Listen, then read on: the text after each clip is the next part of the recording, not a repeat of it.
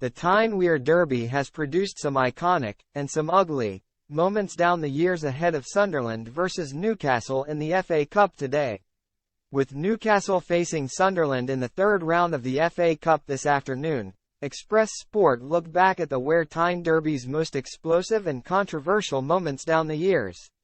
Today's game is the first between the two sides since they were both in the Premier League in 2016, a 1-1 draw at St James Park.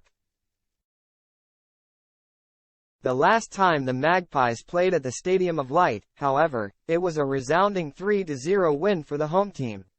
Newcastle, in a run of poor form with 7 losses from their last 8 games, now sit a lowly 9th in the Premier League table, 11 points away from the Champions League spot they occupied last year and only 2 points ahead of the bottom half. The Magpies are also suffering an injury crisis, with Kieran Trippier and Callum Wilson the latest to add their names to a long list of absentees.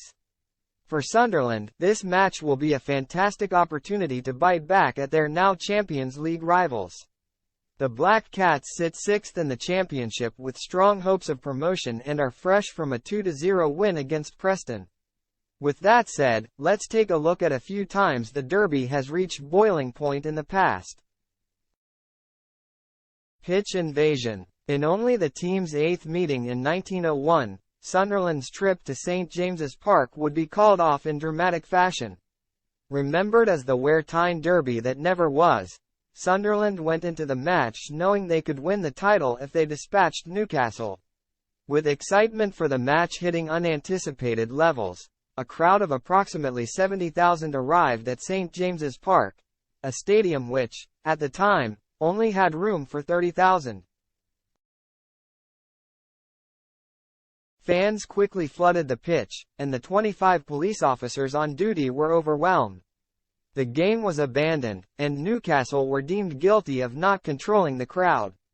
They had to pay the costs of inquiry, and gave their share of the gate to local charities. But Sunderland still went on to win the league regardless.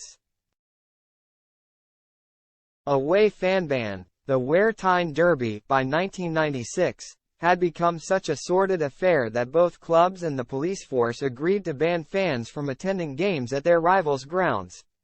The decision was made based on security fears and a lack of trust in fans to control themselves. This decision marked a low point for the fixture, and led to underwhelming atmospheres for match-going fans.